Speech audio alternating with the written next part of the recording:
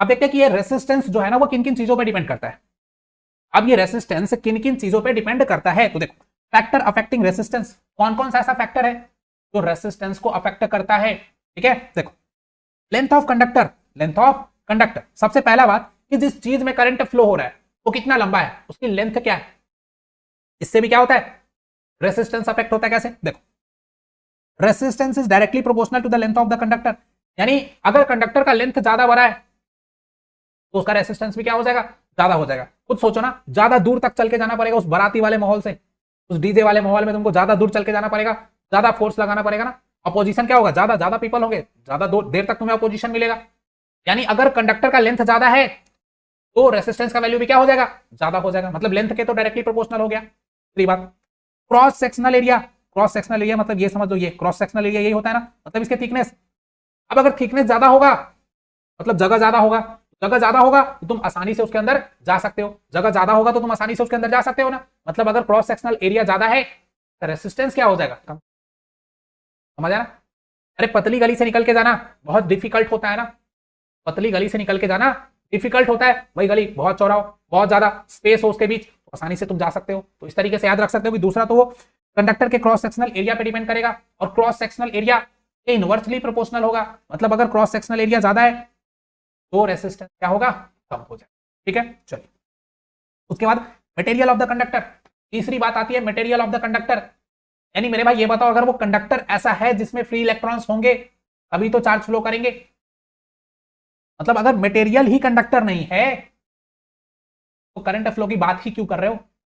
मतलब उसका नेचर कैसा है, मटेरियल का नेचर कैसा है इस पे भी डिपेंड करता है। अलग अलग मटेरियल का नेचर अलग अलग होता है, किसी के अंदर बहुत ज्यादा रेसिस्टेंस होता है, किसी के अंदर कम रेसिस्टेंस होता है ना। बोलू लकड़ी से करंट फ्लो करवा के दिखाओ, दिक्कत हो जाएगी ना।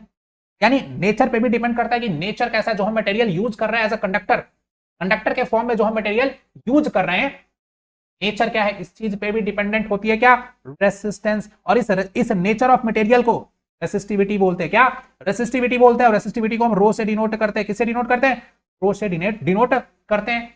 अब देखो अलग अलग कंडक्टर की रेसिस्टिविटी क्या होती है, अलग अलग होती है। जैसे अगर मैं कंडक्टर की बात करूं कॉपर, तो कॉपर में रोकने की क्षमता कम होती है, यानी रेसिस्टिविटी उसकी लो होती है, इसका मतलब रेसिस्टेंस भी क्या होगा, कम होगा, मतलब उसमें करंट आसानी से फ्लो कर जाएगा। यानी अगर कंडक्टर के रेसिस्टिविटी की बात करें तो वो कम होती है, जिसकी रेसिस्टिविटी हाई होगी उसमें करंट फ्लो करेगा ही नहीं। बताइए बात, चलिए। और चौथा डिपेंड करता है क्या, टेम्परेचर ऑफ कंडक्टर पे। चौथा क्या, टेम्परेचर ऑफ कंडक्टर पे। और टेम्परेचर के भी ये क्या होता है, डायरेक्टली प्रोपोर्शनल होता है। यानी अगर टेम्परेचर बढ़ा दोगे किसी भी चीज का तो उसके अंदर क्या हो जाएगी, रेसिस्टेंस की वैल्यू भी बढ़ जाएगी। समझ आई बात, क्योंकि देखो टेम्परेचर बढ़ाने से क्या होता है, उसके पार्टिकल्स ज्यादा मूव करने लगते हैं, और ज्यादा मूव करने लगेंगे तो उसके बीच से एक इलेक्ट्रॉन को निकल के जाना बहुत डिफिकल्ट हो जाएगा ना। यानी हमारा पूरा का पूरा जो रेसिस्टेंस है वो चार बातों पर डिपेंड करता है। क्या वो चार बात कौन कौन सा बताओ। वो चार बात ये है कि सर रेसिस्टेंस जो होता है ना डायरेक्टली प्रोपोर्शनल होता है लेंथ ऑफ द कंडक्टर के।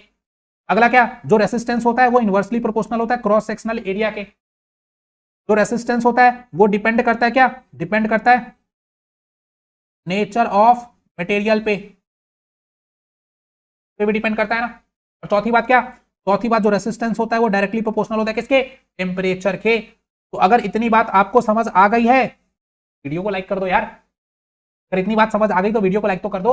चलिए, तो फैक्टर अफेक्टिंग रेसिस्टेंस के अंदर चार बातों का याद रखना है। एक लेंथ पे डिपेंड करता है, दूसरा क्रॉस सेक्शनल एरिया पे डिपेंड करता है, तीसरा मटेरियल ऑफ कंडक्टर पे, नेचर ऑफ मटेरियल पे डिपेंड करता है, और चौथा क्या, टेम्परेचर पे डिपेंड करता है। ठीक है,